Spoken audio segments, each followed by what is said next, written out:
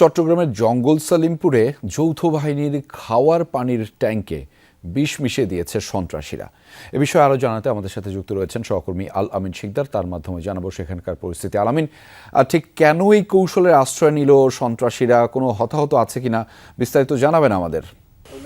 রেজা, এই ঘটনাটি ঘটে ঠিক সকালবেলা। আজকে এই বিষয়টি জানতে পারে পুলিশ সদস্যরা এবং যে যৌথ বাহিনীর যে ক্যাম্পটি রয়েছে জঙ্গল সলিমপুরের আলীনগরের একদম শেষের দিকে, সেই ক্যাম্পে অর্থাৎ পুলিশের পাশাপাশি কিন্তু বিজিবি এবং সেনাবাহিনী তারা কিন্তু সেই জায়গাটিতে এবং র্যাব সদস্যরা সেখানে বসবাস করেন এবং দীর্ঘদিন ধরে সেখানে তারা রয়েছেন।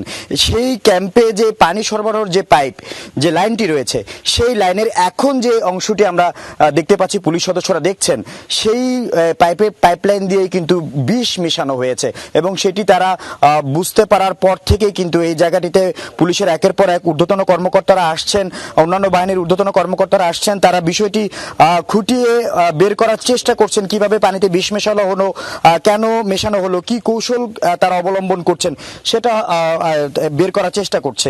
এই মুহূর্তে চট্টগ্রাম রেঞ্জের এডিশনাল ডিআইজি নাজিম এখানে রয়েছেন। আপনি যদি একটু বলেন এখানে আসলে কি কৌশলে তারা বৃষ্টি মেশালো সেটা আমরা একটু প্রথমে জানতে চাই। এখানে আমরা এসে যেটা দেখছি, আমাদের এখানে একটা ডিপ টিউবওয়েল ছিল, এটা সাবমার্সিবল পাম্প থেকে আমরা পানি টেনে আমাদের ক্যাম্পে ইউজ করি। এই পানিটা আবার স্কুলেও ইউজ হয়, পাশে যে স্কুল আছে ওখানে ইউজ হয়। তো আমরা এই সকালে আমাদের পুলিশ সদস্য যখন প্রথম ফাইন্ড আউট করে, আমরা এসে দেখি যে আমাদের যে সাবমার্সিবল পাম্পের যে লাইনটা, এখান থেকে দুটো লাইন গিয়েছে, একটা আমাদের ওই স্কুল ও ক্যাম্পের দিকে আর একটা অন্য দিকে। তারা এই কানেকশনটায় কোনো হাত না দিয়ে এইটাকে লক করেছে। আগে লক করে তারা এই পাইপের এখানে মুখ থেকে কেটে খুলে এই পাইপের ভেতরে রাসায়নিক কীটনাশক টাইপের কিছু একটা দিয়েছে। এটা দিয়ে তারা আবার এই যে পলিথিন দিয়ে বেঁধে এই পলিথিন দিয়ে ঢেকেও রেখেছে যাতে আমরা বুঝতে না পারি। এবং এই পানিটাই যখন ব্যবহৃত হয়েছে ক্যাম্পে, তখন ভোরবেলা যখন আমাদের পুলিশ সদস্যরা উঠে মুখ ধোয়া বা মুখ পরিষ্কার করার জন্য ব্যবহার করতে গিয়ে দেখেছে যে সাদা পানি। কেউ কেউ চোখে ঘুম ভাঙার পরে চোখে পানি দিয়ে দেখেছে যে চোখে জ্বলছে।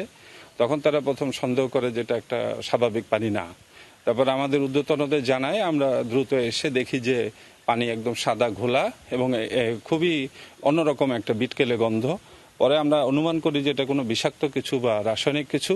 পরে আমরা পানির উৎস খুঁজতে যে কোথায় কি হয়েছে দেখতে এসে এখানে খুঁজে পাই যে এখানে কেটে তারা এই ব্যবস্থাটা করে। তারা এই কৌশল আজ বিষ মেশালো, এর আগেও কিন্তু আপনাদের পানির লাইন, বিদ্যুতের লাইন, এই ধরনের বেশ কিছু সংযোগ তারা কেটে দিয়েছিল এবং আপনাদের ক্যাম্পেও তারা হামলা করেছে। তাদের মূল উদ্দেশ্য এবং এই কৌশলগুলো অবলম্বন করার কারণটা কি?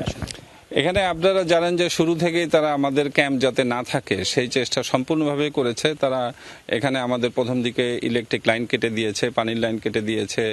পরবর্তীতে একসময় সুযোগ মতো তারা একটা হামলাও করেছে। তাদের উদ্দেশ্য যে এখানে থেকে যদি আমরা চলে যাই তাতে তাদের সুবিধা, তারা আবার সেই সন্ত্রাসী সাম্রাজ্যটা গড়ে তুলতে পারবে। এটা একেবারেই বিচ্ছিন্ন বৈরী এলাকা, আপনারা সবাই জানেন। আমরা অনেক কষ্ট করে ক্যাম্পগুলো বসিয়ে নিয়ন্ত্রণ করছি। আলামিন, একটু জানতে চাই যে এই ঘটনায় কেউ আহত হয়েছে কিনা, কোনো ধরনের দুর্ঘটনা ঘটেছে কিনা সেটা একটু জানবেন তার কাছ থেকে। এখন তারা এই গুপ্ত পদ্ধতি বেছে নিয়েছে, এই বিষাক্ত বা খারাপ কিছু দিয়ে কিভাবে কি করা যায়। এটা খুবই ডেঞ্জারাস ছিল। এটা যদি আমরা শুরুতে ফাইন্ড আউট করতে না পারতাম, তাদের ব্যাপারটা এতটা অমানবিক একটা কাজ ছিল যে আপনি বুঝতেই পারছেন যে এই পানিটা স্কুলের বাচ্চারা খায়, আবার এই পানিটাই কিন্তু পাশেই বিল্ডিং এ আমাদের ক্যাম্পের পুলিশ সদস্যরা ব্যবহার করে। এই পানি, বিষাক্ত পানি যদি খেত এবং এই বাচ্চারাও যদি স্কুলে এসে খেত, আমাদের পুলিশ সদস্যরা খেত, এটা একমাত্র আল্লাহ পাক বাঁচিয়েছেন। না হলে পর্যন্ত এই ঘটনায় কেউ হতাহত হয়? আমাদের হতাহত হয়নি, এমনি একটু শারীরিক খারাপ বোধ করেছে, কিছু ফুড পয়জনিং এর 2-1-4 জনের হয়েছে। তা ওটা আমরা মেডিসিন দিয়ে রিকভার করতে পেরেছি। কিন্তু আমরা ভয় পাচ্ছি যে এই জিনিসটাই যদি আল্লাহ না করুক আমরা খুঁজে না পেতাম, তাহলে কতগুলো শিশু বাচ্চা, স্কুলের বাচ্চা এবং পুলিশ সদস্য মারা যেত। এটা এখন আমাদের একটা আতঙ্কের বিষয়। তো আমরা চেষ্টা করছি যে আমাদের নিজস্ব ক্যাম্প এবং পানি পদ্ধতি সবকিছু দ্রুত ব্যবস্থা করতে। এখানে যারা পানি সাপ্লাই দেন, ইলেকট্রিসিটি সাপ্লাই দেন, আমরা তাদের কাছে আবেদন করব আমাদের জন্য নিজস্ব একটা লাইনের ব্যাপারে। তারা এটা করলে আমরা আশা করি